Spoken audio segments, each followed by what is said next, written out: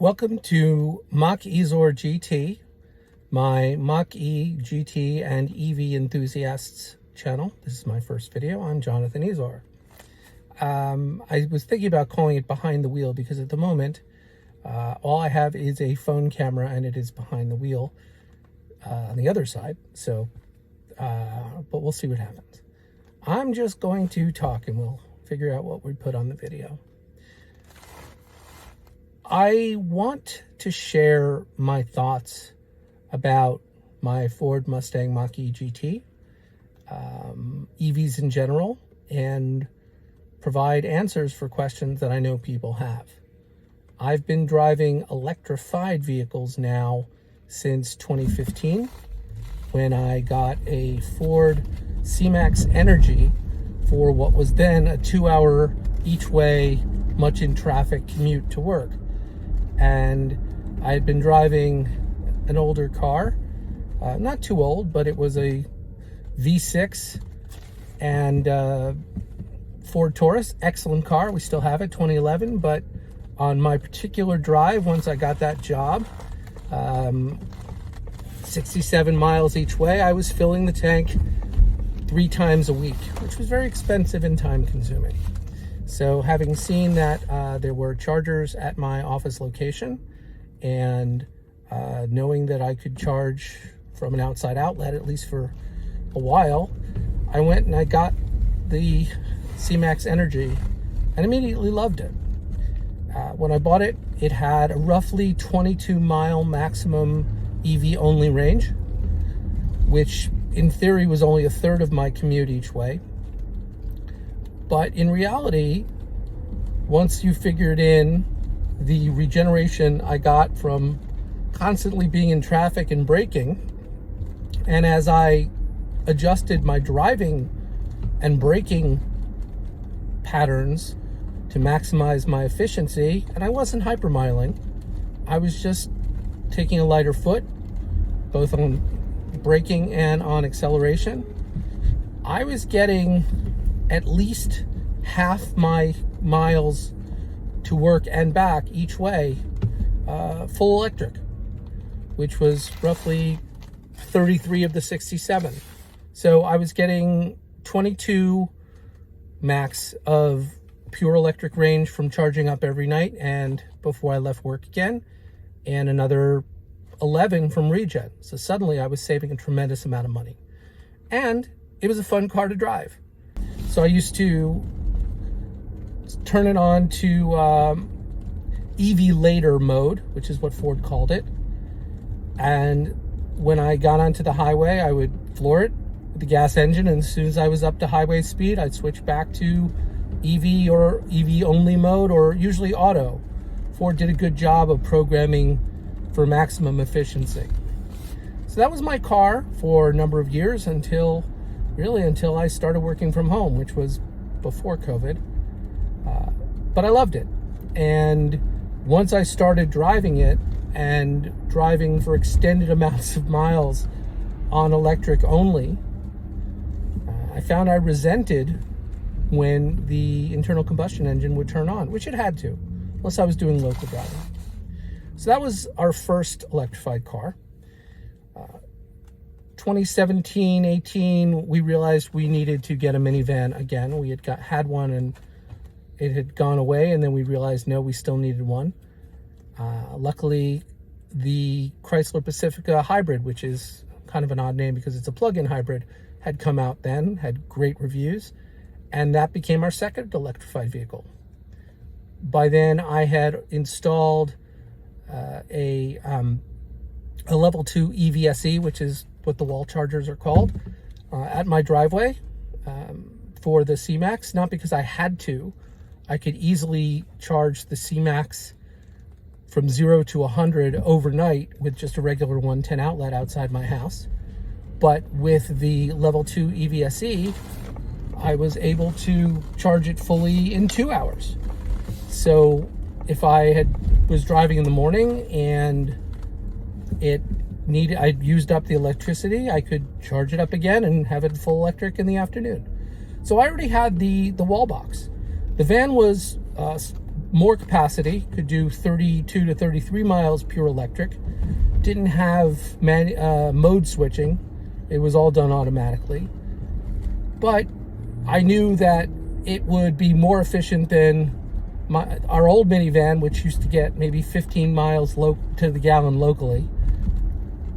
And it would have the same kind of driving experience that the C-MAX did. So we got the C-MAX, the Pacifica Hybrid of 2018 in, I think, November 2017. And again, loved it. Most of our driving by then was local. And since I had the EVSE that could be shared, I could do 30 plus miles in the morning on the van, full electric, charge it up and do 30 plus miles in the evening. We were doing really well. And that van, even when you used up the gas, it's true with the C-MAX too. When you used up that van and the C-MAX, when you use the electricity up in the high capacity battery, they were still hybrids, just like a Prius or anything else, with about a mile of regen range at a time that you could build up.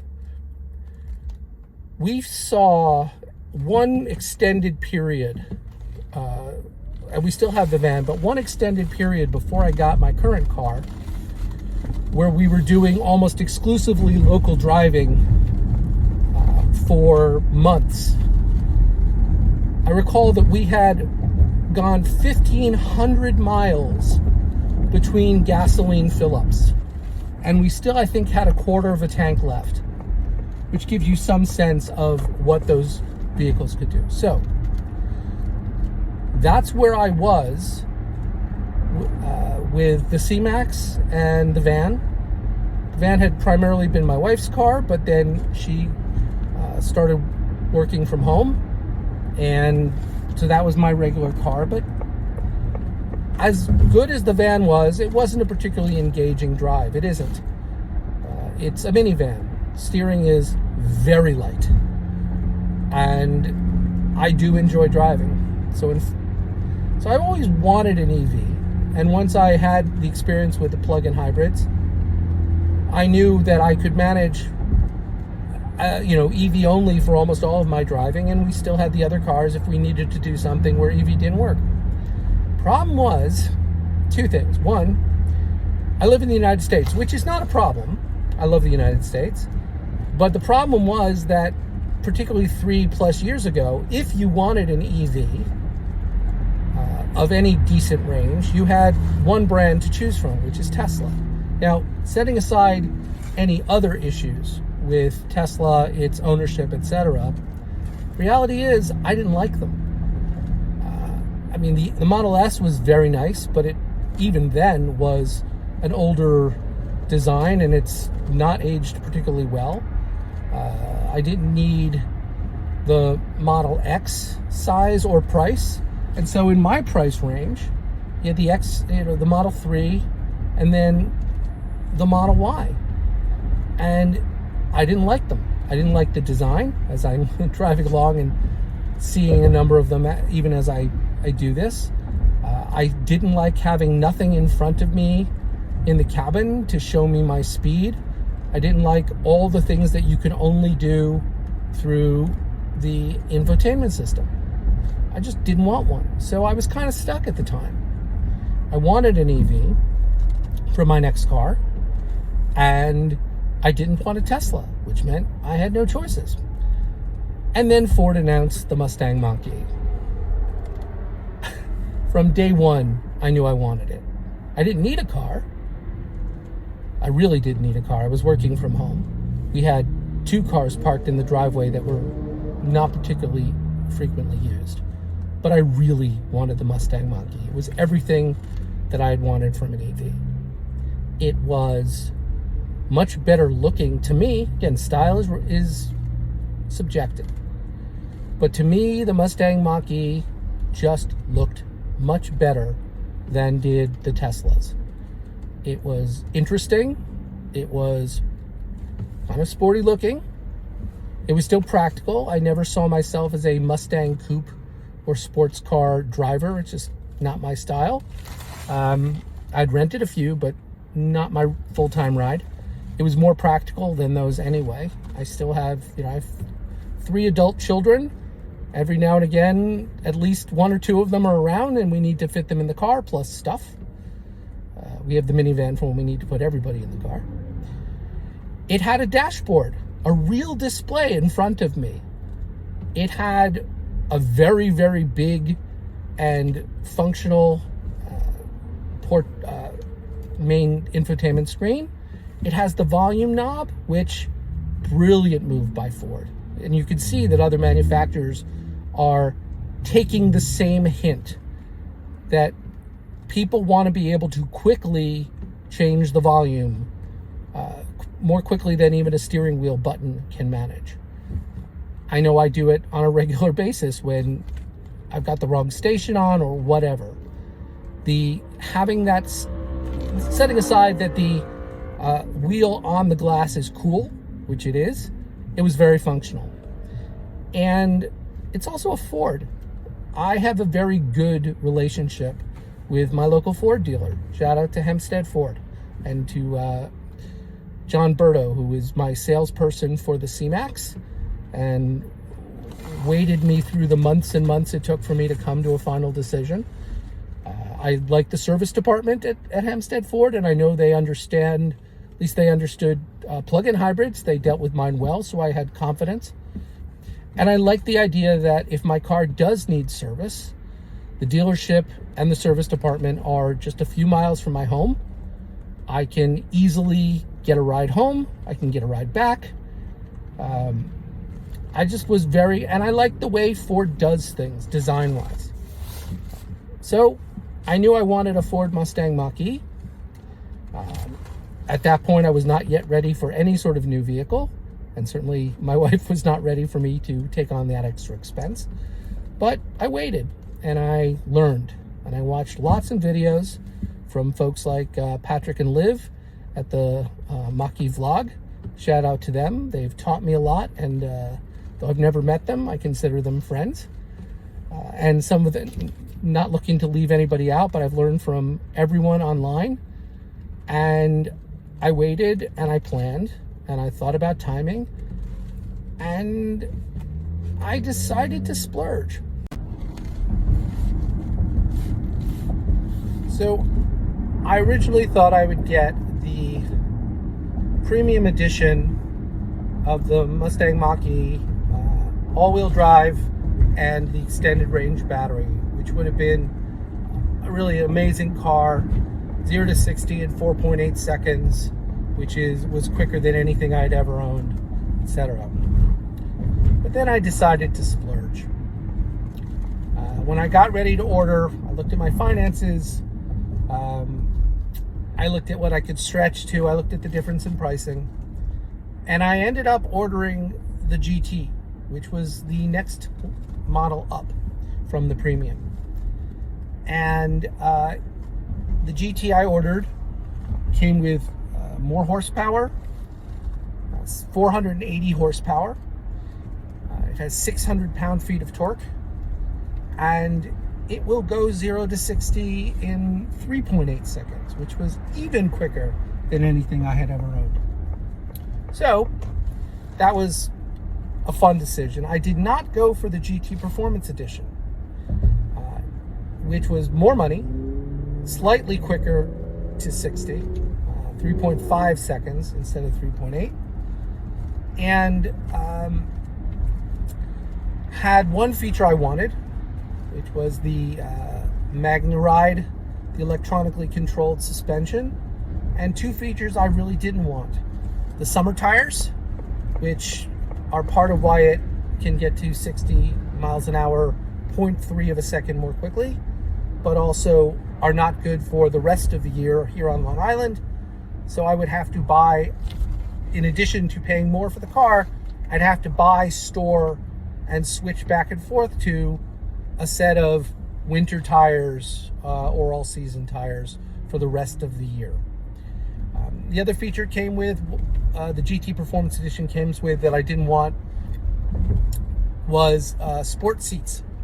Not only don't I drive particularly in a sporty way, but I'm a little wider than it looked like the sports seats could work for comfortably. And I didn't need it. So I splurged for the GT non-performance edition. I ordered it on October 8th of 2021. At that point, Ford was projecting 28 plus weeks for delivery. So I didn't expect it anytime soon. I didn't actually want it anytime soon. I was hoping to get it sometime in the following spring or summer. And that's what happened. It wasn't quite 28 weeks. It was more like 36, 37 weeks. Yep, it was a 9-month baby. Delayed by, it began production as scheduled in early January of 2022, then sat for 2 months at the factory, not quite completed because of the supply chain issue, was finally finished and shipped from the Mexico factory in early April of 2022. And between a slow rail trip, which you can find information on how to track. So I was tracking it day to day across the country and watching it sit for days and weeks in certain places. A number of weeks where it just sat at the depot in, I guess in New Jersey, waiting for a truck to pick it up and bring it to my dealership. And then finally, just when it got on the truck to be brought to my dealership, there was a stop sale order from Ford, a recall having to do with the high voltage battery junction box, and detecting when it was potentially going to fail and make the car undrivable. It's a well-documented situation. I don't need to go into it. But my car arrived at the dealership just after the stop sale began in early to mid-June.